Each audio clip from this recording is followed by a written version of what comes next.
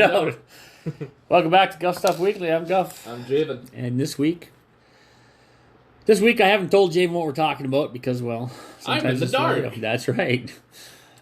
So, as a child, Oh, God. yeah, well, child being 13 for me, probably younger for you. Can I do a sidebar real quick? Yeah. I saw a picture of you on a social media site of a younger you. Really? Yes, and you were wearing jean shorts. You want to talk about that? Jean shorts? You were wearing jean shorts. Younger me. Younger you. No beard. How much younger? It was you and your buddy Toffer. And you were standing next to what appeared to be a gray Honda Civic. I don't think I was wearing jean shorts. You were wearing jean shorts. No, because I have that picture at home. And that's just, I'm wearing regular jeans. You were wearing jean shorts. No. I just looked at it not 20 minutes ago. No. Show me the picture. Now you got me going. All right. So while he's trying to find the proof here, because I was holding a camera, right? I don't remember. But I remember you were wearing jean shorts. That's all I remember about it. Unless it was me and Topper were younger, which is possible. You were pretty young. Okay, so if I was like in my teenage days, that is possible. No, you were definitely not a teenager. If I was 20s, I don't think I owned a pair of jean shorts in my 20s. I'm about to prove you wrong. Well, I'm ready. All right, well, continue. Keep So yeah, you're thinking back to the day, sitting in front of the TV in the winter. Well, they were not technically jean shorts. Look at those are jean shorts. No. Look at them. No. They were a pair of pants that I used at Marvin's that got ripped, so I tore the legs off so I could do stuff. So they became... No, they were still just jeans. Really? Yeah. What do you call jeans that don't have any fabric below the knees? Yeah, but you can see they were tore. So I ripped them. Yeah. How many pairs of jean shorts are ripped? A lot. I have no idea. A lot. That's probably the only pair I But own. you know what? Those are jean shorts. Okay, so what's wrong with that? Nothing. I'm just saying. Okay, anyway. I'm just saying. You were wearing jean shorts. Wow. Well, that's good. Anyway, so that was a big deal, I guess. Okay. Back in the day. Yeah. Whose post was that? It was your picture. Yeah, but whose post? I don't know. You just went to Facebook and found it. Whose post was I closed it. I want to see who's posting pictures now. Oh, come on. Let's get on topic here. Yeah, we are on topic. Maybe this is what I was talking about today. Finding pictures on the internet. Okay, so back in the day, the Great Console Wars. How far back? Oh, we're going to go back. We had Atari. Oh, God. Then we had, we had Pong and all these other ones. But Atari was the first really big console. I want to talk about consoles today. Okay. Maybe your favorite console. Because I know you have played consoles. Okay, that's fair. And my favorite console might just shock you. At least the favorite one I've ever played. Okay. Right? Now, a lot of people will say, well, you probably played Nintendo. I played all of them, honestly. I had a buddy of mine that he was a little bit of a criminal. And so he had ways of making money that were probably not good. But you know what? Along with that, he bought all the rare consoles that ever came out. He bought the Neo Geo, the Neo Geo, the Sega Saturn, the Sega CD. Okay. And he had all these. And I tell you what, some of them were just fantastically fun to play. And that's what I want to talk about today. Which ones made the biggest impression on you? And if I had to speculate, I'd say probably the N64. No. No? Okay. That was like my intro, not my intro to gaming. That's like, N64 was like right on the precipice of me getting really into games. Yeah. But I actually got into them on the next Nintendo console, the GameCube. Oh, the GameCube. I was huge into GameCube. Oh, yeah. That was Nintendo's first delve into the CDs. To this the only day. delve into the CDs. To this other than day, me, I suppose. Still my favorite controller. I bought a Nintendo Switch a while ago, and I bought a GameCube controller for my Switch. That was the funky... I always thought they were so weird. I love them. I have big banana hands, and it just fits perfectly. Is that the one with... Or is it the... 64 is the one with the 3. Yeah, 64 was a really awkward one. The one with that grip in the middle, so you could... Yeah, if you had a third arm, you could... Whatever. Yeah. The GameCube was my first real foray into gaming. And I played the ever-living crap out of that thing. Yeah, that was a good system. I should put a caveat in there. I never played that much of it, unfortunately. Handheld consoles were actually my first foray. Okay. The Game Boy Color and Game Boy. Right. But like plug into a TV and play. It was a GameCube. Yeah. That was my true entry into the gaming universe. Right. Mine was the Atari. My cousin had an Atari 2600. The one with the big fat cartridges. I think it was 26 or 50. I don't remember now. It's been a long time. My mom bought the 7800 Super System, and it was so fast compared to the load times were so quick. Obviously not as quick as today's stuff, but that was a good system. I loved them. And then, of course, the Nintendo came out right after that. Not too long after that came out.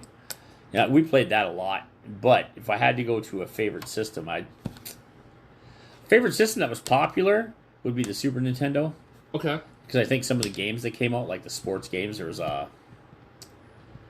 had RBI Baseball, which was great. Or Super Baseball All-Stars. That one was really fun. Yeah, we had jump up way into the sky and catch home runs. Yeah, we had soccer games that were fun. I mean, it was my first intro to sports games, which I'm not even a sports game guy, but on the consoles back then, the first consoles were not so good on that. But that was and I just love the Super Nintendo.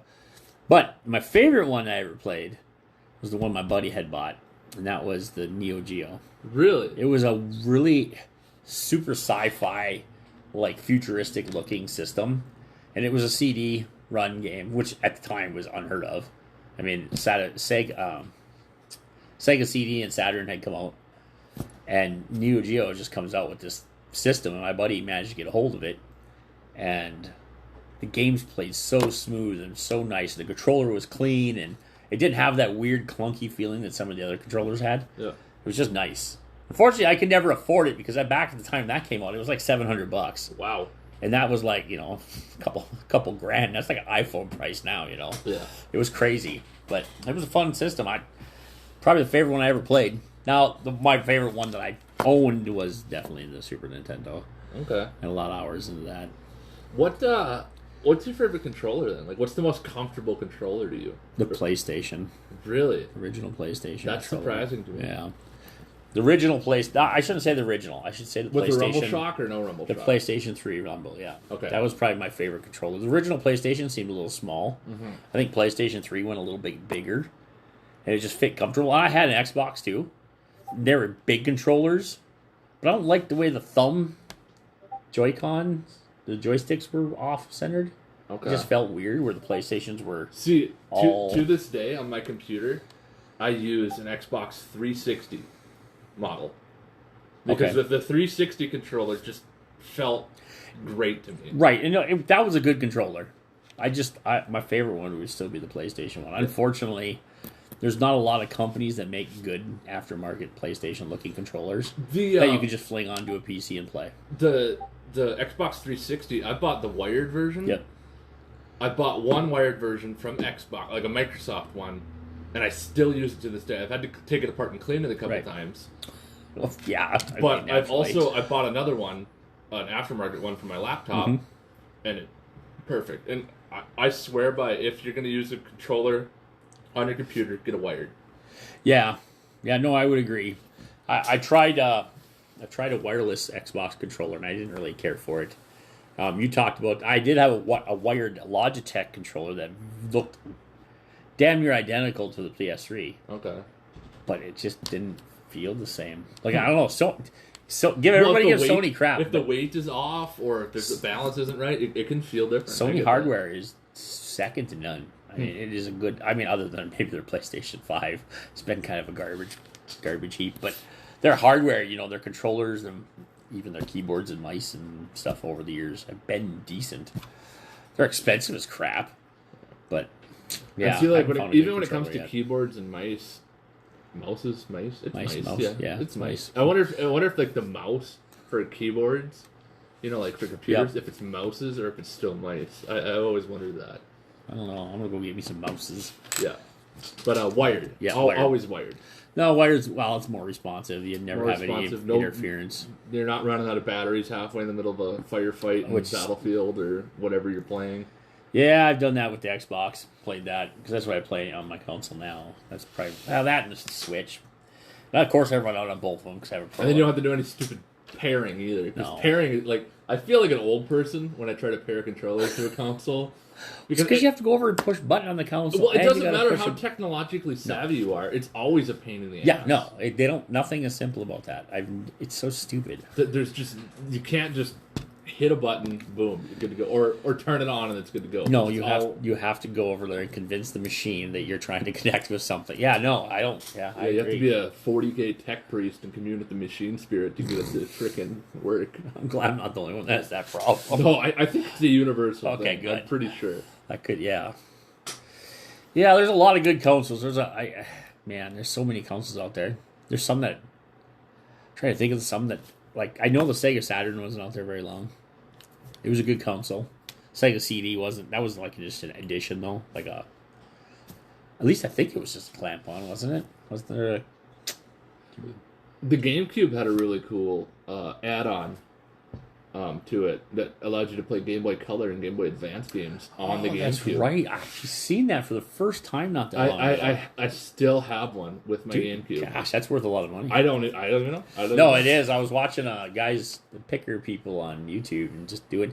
They come across. I've never seen one before. I've seen some crazy stuff on some of these things, like these weird adapters for different consoles. You know, they have all these weird ports on them. What are they used for? Some are used for cameras. Well, that's like the Game Boy Some are Color. used for gloves. The Game Boy Color had an infrared sensor on the top of it. Why? Like, what was it even for? The Switch has. I watched a guy who broke one down. He marked all the components out in it. It literally has a. You see the digital tape measures? Oh, It's like an infrared laser thing. Yeah. It has one of those built into it. Yeah, who knows why? Maybe they were thinking down the road for the VR or something, but it's built into one of the controllers, one of the Joy-Cons. Wow. It has, of course, it has all the motion sensors and all that stuff. It has a accelerometer for speed. So, you know, if you're getting too wild. Of course, that's kind of goes with the whole playing some of their games. Yeah. But it has all kinds of tech in there. It has the infrared cameras. It has all kinds of garbage. And it was stuff that, like, well, the reason I watched the video is because the guy broke it down and said this thing should cost way more than it does because of all the technology. All the technology. Of course, you can't access it because it's just there. Kind of like you said, the infrared. Why do they need the infrared on the Game Boy Advance, color? Like, what was the purpose back then?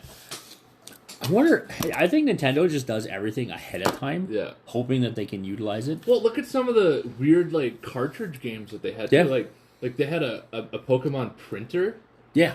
Yep. There was a camera. Yep. Yeah, I was just talking to my son was married to a girl that had all those. Oh yeah, yep. And she was talking about. I said, I need to see some of this stuff. I've never seen. I didn't even know it was existing. Yeah. Like all these weird. Another one. Additions. So, one thing that was really cool about this though is like Nintendo was very good at integrating your body and movement. And sensors into their games. Yeah.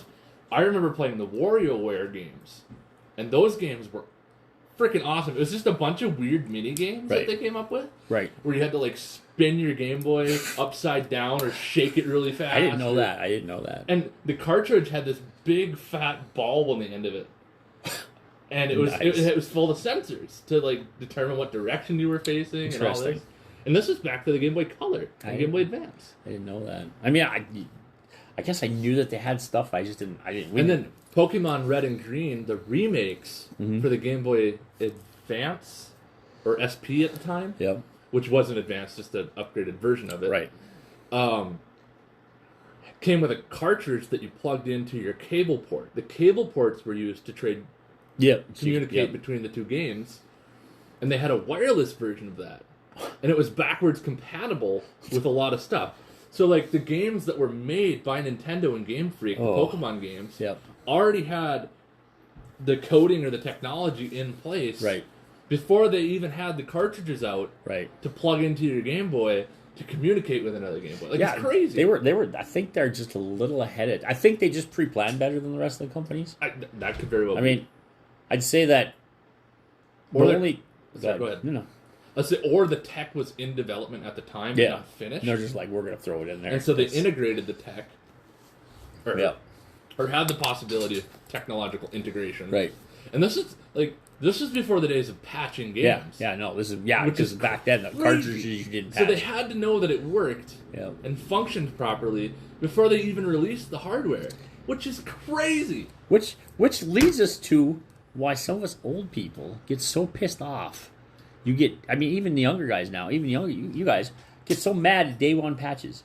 Because back in the day, we got a game, we just plugged in and played it. There was no going back. There was no going back. It either worked or didn't, and you got your money back. Mm-hmm. That was literally all it was, and the game flopped. There's probably a lot of games out there that were probably awesome that just never made it because they broke. Because they didn't have their day one patch. Right, but and it's so frustrating because we got used to these companies spending tons of money up front to make their games work. To now these companies are like, we'll release a buggy game and then we'll just fix it on the go. Yeah.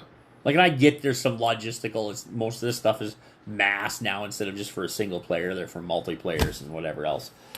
But I guess I also want to talk about Nintendo was so far ahead of everything else. I mean, they had, even the original Nintendo had the Duck Hunt gun. Yeah. It had gloves. It had I think there was a set of goggles you could get. It had all kinds of stuff you could plug into this machine. But one thing I think they lacked on is something that Sony did super good. Sony, I would say even more so than Xbox and any of the other companies, Sony put so much investment into their graphics.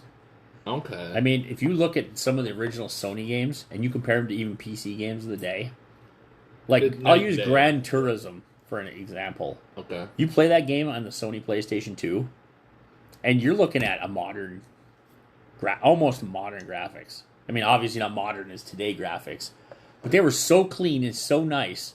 You're like, how do they do this? And we looked into the video cards one day, because at the time I was a heavy PC gamer. Yeah. And their video card was like a dinosaur compared to the one I have. It must have been the optimization. Sony just put so much time and effort into optimizing their graphics and their playability with their controllers that it was just so smooth. The PlayStation 2 is still one of the best-selling consoles of all time. Yeah. Because, maybe not because, the Wii obviously overtook everybody, but it's just, because I think it has everything to do with the way Sony developed. They weren't futuristic. They didn't look at the future for all the attachments they could throw on these things. So, I don't know if there was any attachments for the PS2. If there were, I didn't need them. Yeah, right, yeah, see, you're the same thing. The only thing I could think of is, and I don't even know, I know Xbox had this. Yep. I don't know if the PlayStation 2 had this, but the ability to link multiple units together. Yeah, I have no idea. Because I know with Xbox, like the original Xbox, for Halo, for example, you could plug in multiple Xboxes to each other and make your own LAN. Yep. Build your own LAN. Yeah, you could do that. Now, I think that's where Xbox separated itself from everybody else. It was more of the party game console. Nintendo was hey, we just got everything and we're Nintendo. Obviously, their name went everywhere. Well, and Sony was their hardware. The thing about hardware. The thing that separated, and still separates to this day, Nintendo from Xbox and Sony and all the others, is their marketability to family. Yeah. That it's a family system. Yeah. That kids can play it, adults can play it, grandma can play it. It's And it's been a clever marketing ploy, and it's worked for them for years, and I think it'll continue to work. Kind of makes you wonder why other people haven't done it. I honestly don't know. I can't think of any other company. I'll take Mario Party, for example. Okay. My daughter had just bought that and brought it into the game store here. Yeah. And you guys are playing Mario Party. Yeah. And that's because it's for everybody. It doesn't matter whether you're 5 or 105. Well, even something like their fight games. Yeah. Like Super Smash Brothers. Yeah, Super Smash Brothers, same thing. It's a fight game. That is normally a very, very niche right group of people that play that sort of... Everybody plays that game. Yeah, that plays that sort of game. Yeah. But the platform fighter, the Super Smash Bros. Yep. Opened up the fight game genre, which is this really crunchy, how many frames is this attack? Right. Am I plus or negative here? Yeah. Like, the math that goes into fight games is crazy. It's somehow Nintendo has managed to... somehow Nintendo has managed to completely control the market in that aspect, in my opinion. If a person doesn't believe me, and this is how I've decided which consoles are probably the best longevity consoles. PlayStation 2 by far, I think, is still the best longevity console. Just because there's a lot of people that have never given up their PlayStation 2. Now, the other one would be Nintendo. Well, pretty much any of Nintendo's consoles. But if you look on the aftermarket, this is how you kind of decide how and what is going to be long term. Look up anything from Nintendo on eBay or any of your favorite auction sites, and you will see they ask such a premium for any of it. Look up Wii Sports. They don't even support Wii anymore. Yeah. Like, more, you can't log onto the internet with Wii. It's dead. It's a brick. So you can throw the cartridge in and still play games. Or the CD, and that's it. Yeah. But Wii Sports, the game that came free with the system, so there's a billion copies out there, if not more, still sells for $30 online. Well, like, what? One of the things I like to point out from Nintendo too is you look at some of the like cult classic games. Mm-hmm. So like, let's just go to eBay real quick. Yeah. And let's take Conker's Bad Fur Day. Oh.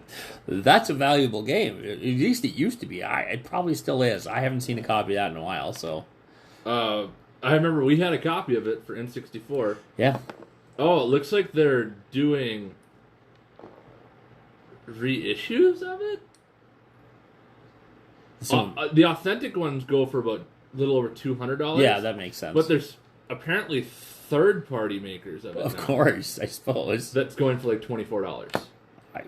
It was a good game, and it was hard to get a hold of. Yeah, it was. It was Nintendo's I would say one of Nintendo's I think it's their first rated M. Actually, Turok, I think, was their first rated M. That's true, game. Because you could have a naked barbarian in there. Yeah, and then they're fighting dinosaurs, and that was a spooky game. That's true.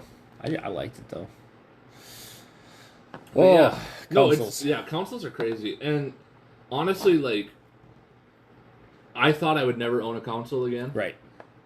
But I did buy a Switch, and it was strictly because I wanted to continue my playthroughs of the Legend of Zelda series. Yeah. Because it's something that's near and dear to my heart. I absolutely adored those games as a kid, and honestly, Breath of the Wild didn't disappoint. No. Like, it was so good. I haven't bought the second one yet. I haven't bought Tears of the Kingdom, mostly because there's so many other things I'm playing right now. I know, me too. I was just afraid and that I know that if I buy Tears of the Kingdom, I'm not going to play anything for 2 weeks. Right. Yeah. No, I hear you. Yeah, no, that's the same reason I don't play a lot of games. Same reason I'm not going to play Baldur's Gate tonight when I get home. Yeah. Because otherwise I'm done with the other games I'm playing. Yeah. I'll just be like, and we got to save the world in eco. That's right. We still got to save the world in eco.